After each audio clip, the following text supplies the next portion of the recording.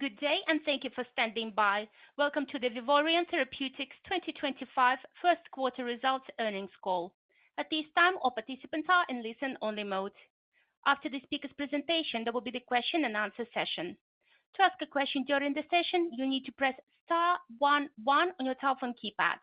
You will then hear an automatic message advising your hand is raised. To withdraw a question, please press star 11 again.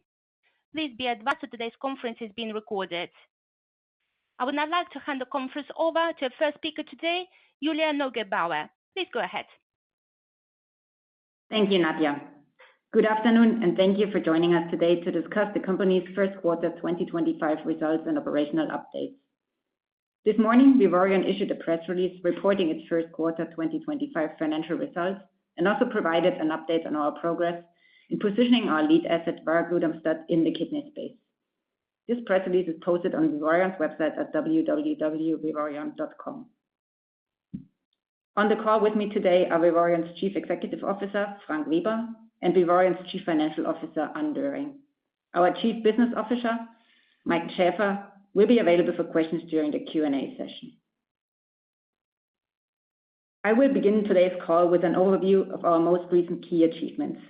I will then hand the call over to Frank, who will give a summary of our exciting proof-of-principle data in kidney disease and provide details on Varoglutamstat's unique and beneficial effects on kidney function, as well as the relevance of eGFR as a validated clinical endpoint. Anne will then conclude our presentation by walking you through the first quarter 2025 financials. Following the prepared remarks, we will host a Q&A session. Before we start, I would like to remind you that during this conference call, we will present and discuss certain forward-looking statements concerning the development of Vivoryon's core platform, the progress of its current research and development program, and the initiation of additional programs, as well as results of operations, cash needs, financial conditions, liquidity, prospects, future transactions, and strategies. Should actual results differ from the company's assumptions, ensuing actions might differ from those anticipated. You are therefore cautioned not to place undue reliance on such forward-looking statements, which speak only as of the date hereof. Despite recent advances in the field, there remains a significant unmet need for effective treatment for kidney diseases, including chronic kidney disease, CKD for short, and diabetic kidney disease, or DKD. These conditions often progress to end-stage kidney disease and kidney failure. Current standard of care therapies can only slow disease progression. They cannot halt it or improve kidney function. Vivoryon is well positioned and on track to deliver much-needed effective therapy for patients suffering from kidney disease. The first quarter of 2025 has been another highly active period during which we have continued to build on the already substantial body of evidence supporting our lead candidate, Varoglutamstat, as a potential game changer in the treatment paradigm for kidney diseases. Varoglutamstat is an oral first-in-class potent and selective QPCTL inhibitor designed to prevent inflammatory and fibrotic processes by blocking pyroglutamate formation. It has demonstrated outstanding benefits in kidney function in phase 2 clinical studies and is uniquely positioned within the evolving kidney disease landscape. The compound is backed by a robust and compelling clinical and preclinical data package and further de-risked by extensive safety data. Its impact on kidney function was evaluated in 2 independent randomized double-blind placebo-controlled phase 2 studies. Results were analyzed individually as pooled data and in a meta-analysis, which was presented at the European Renal Association's annual congress earlier this month. Across all analyses, Varoglutamstat consistently demonstrated statistically significant and clinically meaningful improvements in kidney function compared to placebo.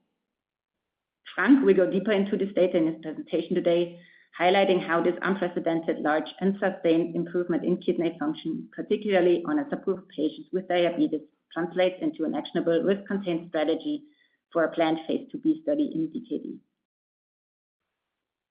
In addition to the clinical data, Varoglutamstat has shown synergistic effects in preclinical in vivo studies when combined with standard of care therapies, further enhancing its potentially unique positioning within the commercial landscape.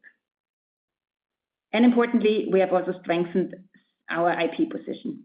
This includes several recent patent filings covering medical use, dosing, and combination regimens, as well as the granting of a new U.S. composition of matter patent for Varoglutamstat. This patent supports market exclusivity through 2044 with the potential for further extension. And with that, I'd like to hand the call over to Frank. Frank? Thank you, Julia. Good afternoon, good morning, everybody. Varoglutamstat has the potential to transform kidney health outcomes. And we want to look now in the next coming slides into why we believe we have outstanding data and how we move forward from our current evidence level. Our conviction that we have outstanding data is based on 2 randomized placebo-controlled studies with more than 360 patients treated for up to 2 years, where we prospectively measured eGFR and could show an improvement of eGFR above baseline and versus placebo in a statistically significant and clinically meaningful magnitude of effect in both studies independently, with a much larger effect size in patients with diabetes compared to those with no diabetes in both studies. So we could replicate the finding and have a very consistent outcome in those studies.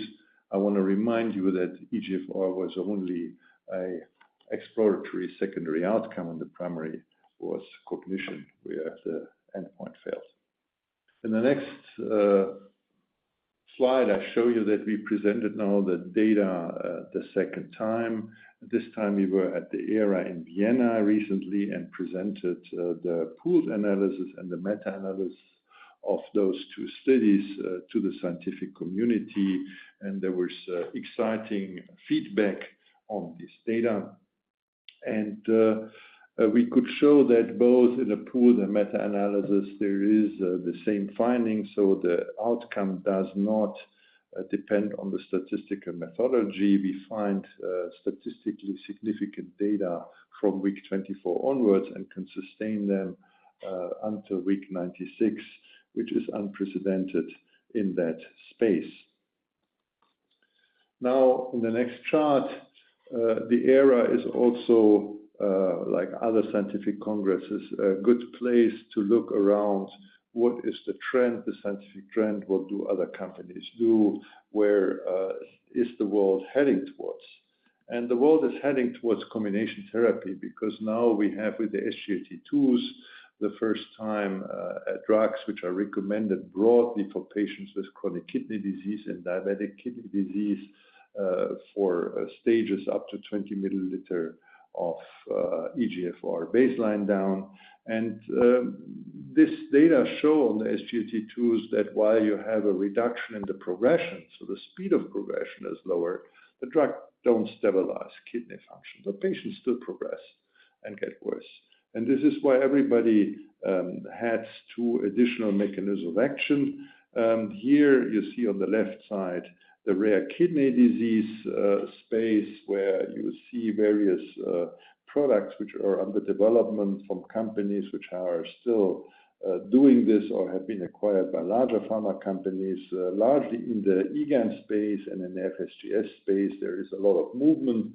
The products are largely not yet approved, but they're under development with new mechanisms of actions. And you see on the right side where you are in the CKD space, where millions of patient pools available, there are largely combination treatment or new version of existing mechanism of action being developed.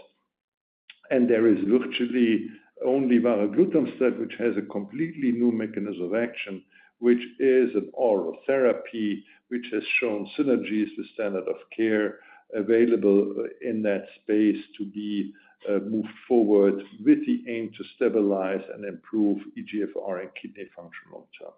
So we have an outstanding position in that field of development products in the orphan and in the non-orphan space. And that is confirmed at the ERA, where no comparable data to ours have been presented or shown. On the next chart, we need to discuss a little bit about the relevance of our finding. You know that we have made the slope analysis the primary analysis of our eGFR data for this secondary endpoint, and it is important to put that in perspective. What does that mean? eGFR slope analysis is an acceptable clinical endpoint for phase 3 studies as published already 2018 by a workshop of the FDA, the EMA, and the National Kidney Foundation. That is also the case for albuminuria, but the data support much stronger eGFR as a surrogate endpoint for outcomes, for kidney health outcomes, than does albuminuria, because albuminuria is, of course, dependent on the protein transporter, which transports the protein which is filtered through the glomerulum back in the kidney, and those can be up or down regulated. That may change a little bit the proteinuria interpretation. So we can conclude that eGFR slope analysis is a valid surrogate endpoint. And because it is a decline which goes across diseases, it is a valid endpoint for many types of chronic kidney diseases, so for many causes of disease. And the regulators say that effect sizes of half a milliliter or a milliliter per year in that slope, different from placebo, is necessary and ensures a high probability of a benefit, meaning not being equal to placebo, but having a benefit. So if you have about 0.5 to 1 milliliter in the slope difference, this is already good and likely predicts a positive outcome on kidney health. And they say that 2 years is a likely duration of a study for a eGFR slope analysis, because you need to follow the patient for a while to make the prediction whether the slope is really stable or improving or different from placebo. This is not possible shown in data. And knowing that regulatory assessment, of course, when you look at our data in the next slide, in the comparison also what is there, you see that the SGLT2s have about a milliliter to 1.5 improvement over long-term studies in eGFR per year. The same has mineralocorticoid antagonists like finerenone, and you see varoglutamstat has 3 to 4 times the effect size on eGFR compared to those products. These other products show also an improvement in proteinuria, or in other words, urinary albumin-creatinine ratios. We haven't been able to collect these data in the previous studies in a quantitative way, only in a qualitative way. There we don't see an increase in proteinuria, but we will look at the quantitative way in the future studies. So in that graph, you see that there is a huge magnitude of effect for PCT inhibitors in the diabetes population on that slope analysis. And on the next chart, it becomes a little bit theoretical and complicated. But what we did here, we simulated what we would need for phase 3. Because when we now start the development of the product in diabetic kidney disease and chronic kidney diseases, then we of course need to understand what is the end game of confirmatory studies. And we see that it is highly feasible to run also a phase 3 program for varoglutamstat. Why? Because we have already 2 years data and a slope analysis conducted in the phase 2, and that is the active arm is the dark blue line, the slope of the dark blue, and the yellow one, the orange one, is the placebo. And the difference is 5 milliliter. And over 2 years, we have a p-value of 0.0002, and in already 94 patients only. If we run a phase 3 and want, as a simulation, only see a difference of 3 milliliter, because we can make, of course, the point, the phase 3, the magnitude effect may be a little bit lower because the population is a little bit wider and not so consistent, then we would need 260 patients in the study to complete one phase 3 study. If you go down to smaller effect sizes like the SGLT2s have, or the GLP-1s or finerenone, you see that studies become, of course, more difficult to be conducted with eGFR as an endpoint, because you need already thousands of patients to do this. And if you go for the regulatory minimum, you need a couple of thousand patients to power a study adequately. In other words, varoglutamstat is specifically suited for a phase 3 development program with phase 3 studies in the range of 250 to 350 patients in a single study conducted over 2 years to meet that regulatory endpoint.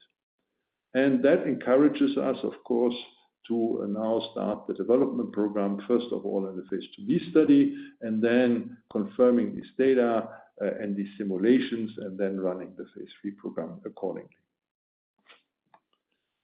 Going to the further story of the ERA and what is currently state of the art, as said, these SGLT2 inhibitors and none of the single agents being out there today can stabilize kidney function or even slightly recover kidney functions. This is why everybody looks at additive effects of existing approved treatments, like the combination of finerenone and EMPA or dapagliflozin, where we had the confidence study just published at ERA, or similarly with other products under development in combination being either mineralocorticoid receptor antagonists or endothelin receptor antagonists or aldosterone synthetase inhibitors, which are known mechanisms of actions. And those show, of course, an additive effect in the reduction of proteinuria, but there is no evidence that long-term they stabilize eGFR or significantly further add. There are some indications of eGFR being quite similar to the single agents, but the studies they have conducted are, of course, not long enough to make any interpretation on the eGFR slope. So the medical need of a stable outcome in chronic kidney disease is still out there, and new therapies and new mechanisms are needed, those like the glutaminyl cyclase inhibitors and varoglutamstat. Next chart. This is why our data we generated in the pharmacological model on top of glyphosines or SGLT2s are so important, because glyphosines are, of course, the standard of care and given to many patients now with chronic kidney disease and diabetic kidney disease. And of course, we wanted to show and demonstrate that glutaminyl cyclase inhibitor varoglutamstat on top of these glyphosines give additionally a boost and an improvement of the kidney function. And we look here at inflammation, at fibrosis, and as kidney function. And you see that, of course, the glyphosine alone in these models have an effect, but if you add varoglutamstat, then you see that the pathology nearly disappears, and the green bars are about the same height as the gray bar, and the gray bar is the non-diseased healthy animal. The black bar is the diseased animal, and the green bars you see is the combination of SGLT2 plus varoglutamstat, which is a highly promising finding, and we patented this finding because of the fantastic synergies we saw here in the combination of those two treatments. A highly promising finding for the future clinical trials. In the next chart, then you see that we filed that patent. That is the last line, but we also have a composition of matter now granted in the US with a runtime of 2044. So when you see of all medical use in kidney dosing regimes we filed, our patent span is now to the mid-40s to the end 40s, which allows us a sufficient market exclusivity for the compound in the future to leverage our scientific findings. In summary, this is the probably most promising compound to be a convenient new oral therapy, and has a potential to transform really the treatment of kidney diseases, making these diseases stable and less progressive, and preventing ultimately kidney failure and kidney replacement therapy for many patients. So the medical need is products that really stabilize or improve kidney function for the majority of patients, and varoglutamstat has, based on the current finding and the future development plan, huge potential to show and leverage that. And we have now a clear development pathway forward, which has, based on regulatory discussions and findings, and future programs can be based on our currently robust available evidence based on the statistical findings on eGFR, on the two independent study, on a huge effect size, on an excellent safety profile, and on the synergy with the glyphosines. With that, I want to hand you over to Anne for the financial part. Thank you. Thank you, Frank. I will now walk you all through the first quarter 2025 figures. Research and development expenses amounted to 1.2 million euros in the first quarter of 2025 versus 7.4 million in the first quarter of 2024. The decrease is primarily attributable to lower clinical and manufacturing costs following the ramp down of the VVY and VVY studies. We have seen a decrease in general and administrative expenses with costs of 1.3 million in the first quarter of 2025 compared to 2.1 million in the first quarter of 2024. This 0.8 million decrease was largely due to a decrease in personnel costs, as well as legal and consulting costs. All of this resulted in a net loss for the first quarter of 2025 of 2.4 million compared to 9.1 million in the first quarter of 2024. The company held 7 million euro in cash and cash equivalents as of March 31st, 2025, compared to 9.4 million as of December 31st, 2024. Our cash runway into January 2026 does not include any funds from the standby equity purchase agreement announced in April 2025. There are only minimal costs remaining from VVY and VVY. Our spending plans continue to support the kidney disease strategy and the strengthening of our intellectual property position. We continue to actively pursue additional financing and partnership opportunities to primarily fund the phase 2b study. As shown throughout today's presentation, we have been working on all fronts to drive the company forward and develop a much-needed treatment for kidney disease.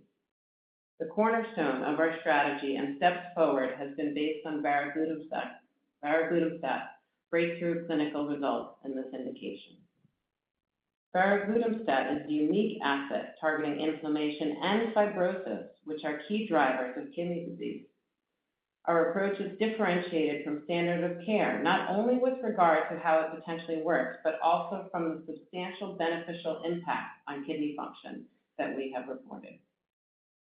The phase 2 kidney function data for Varoglutamstat, which has been observed in 2 independent phase 2 studies, show that we have the potential to stabilize and even partially recover kidney function, not just slow the progression of disease.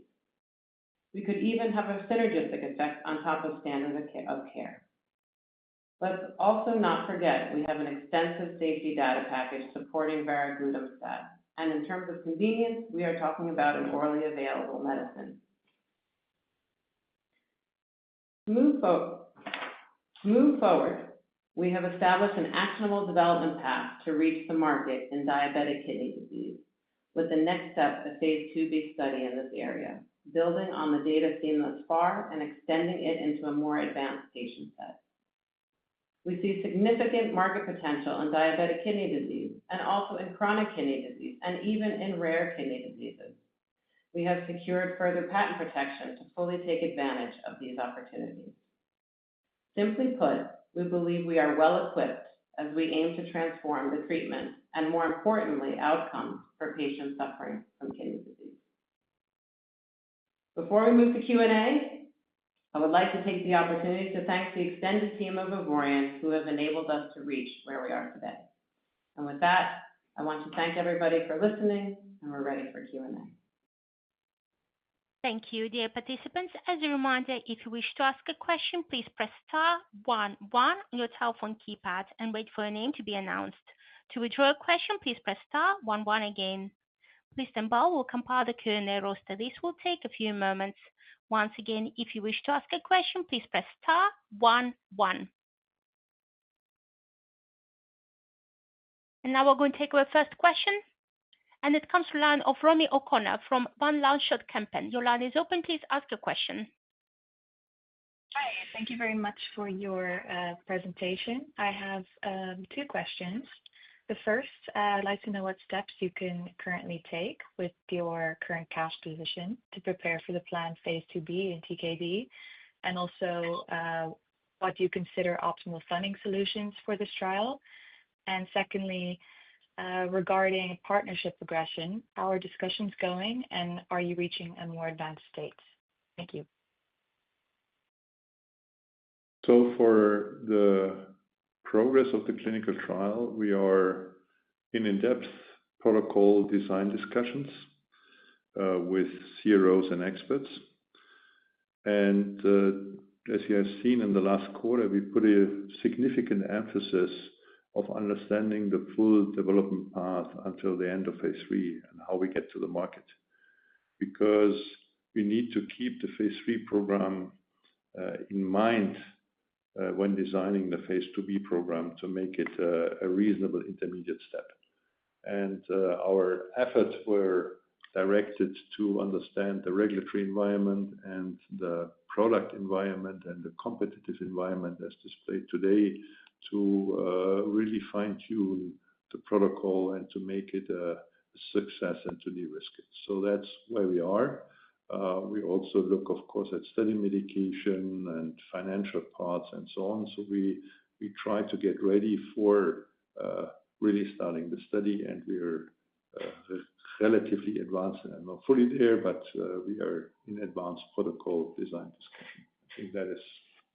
Did it answer you the first part of the question? Yes, perfect. Thank you. So regarding partnership, of course, we need to be always careful in disclosing what we do, not to make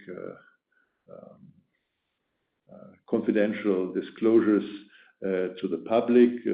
I can confirm that we are in conversations with interested pharma companies, and they continue. And as I always say, we need to see what comes out and whether such a partnership is in the best interest of the company at the end, also for our shareholders or not. And this is another decision we need to take. So this is ongoing, and we are confident.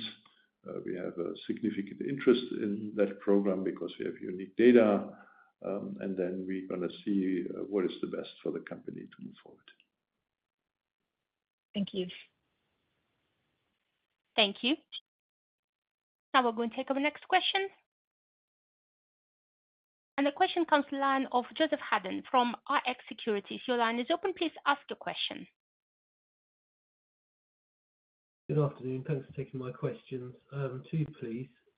Firstly, just on the evolving treatment dynamics in DKD, just wondering what proportions of patients in the US and Europe now are receiving the SGLT2s. And then secondly, in your recent attendance of the ERA Congress, just wondering if there were any key takeaways for you or learnings that you can incorporate into the phase 2b trial design, or whether that's solidified now, or indeed competitor programs. Thank you very much. So, as you know, the SGLT2s were broadly recommended in the KDIGO guidelines of 2024. That is probably based on the evidence there. The KDIGO kidney outcomes consortium made a huge recommendation. And since then, I think it's really picking up. I would say we're probably north of 30 to 35% of the potential population getting SGLT2s today, and it's strongly increasing. There was a time needed until everybody was convinced that SGLT2 is the right thing to give, because you have initially a strong dip in eGFR, which looked a little bit like a worsening, and there were people thinking that that is a bad thing to happening, but it turned out that there was a certain recovery after a couple of weeks, and then there was a stabilization or a slower decline later, which compensated the initial dip. That made it a little bit a long shot in terms of market penetration. But keep in mind, these are all compounds which make north of $1 billion in turnover. So this is not; these are not small compounds. But of course, the market penetration to reach more than half of the patient will take a while. also because the diagnosis of patients in 3A and 3B chronic kidney disease is not perfectly done in practice these days. There are huge gaps in identifying those patients still. Many patients only are seen in stage 4 or 5 by a nephrologist who then initiates treatment. Sometimes it's already too late, unfortunately.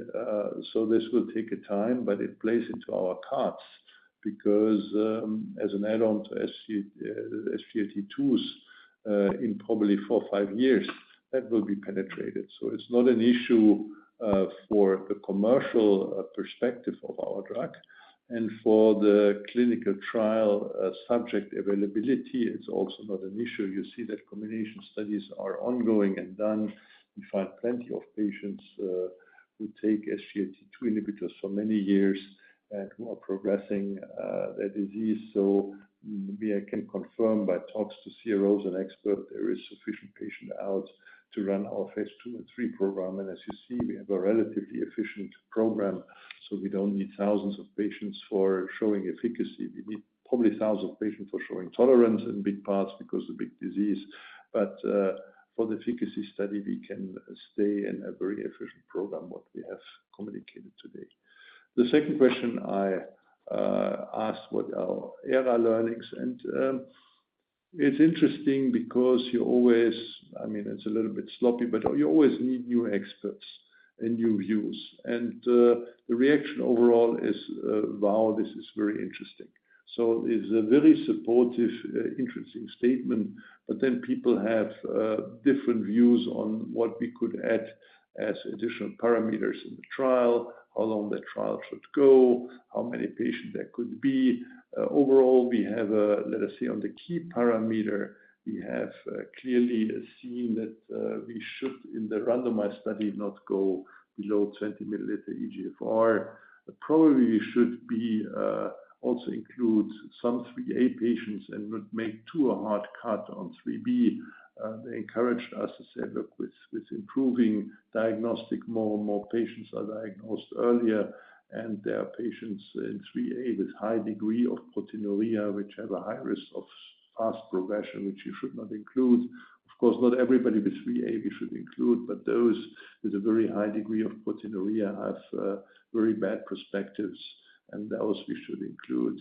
So there is a little bit movement, let us say, in the in-exclusion criteria, right and left, but overall, I think we have pretty much nailed down what we do, and that is confirmed at the ERA, where you see, of course, a lot of people doing similar things. Yeah. Okay. Answer your question? So that. Yes, it does. Thanks, Frank. Thank you. Dear participants, as a reminder, if you wish to ask a question, please press star 11 on your telephone keypad. Dear speakers, we'll just give one moment for our participants.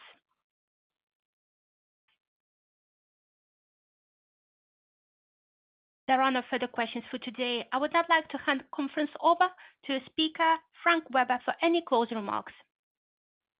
Thank you for your continued interest in the company, and we're starting now really a new promising area to move forward in chronic kidney disease. We have a clear plan laid out. We're working on executing that plan, and happy to walk with you forward together. And I want to thank the team again who contributed to this fantastic turnaround of Vivoryon. Thank you.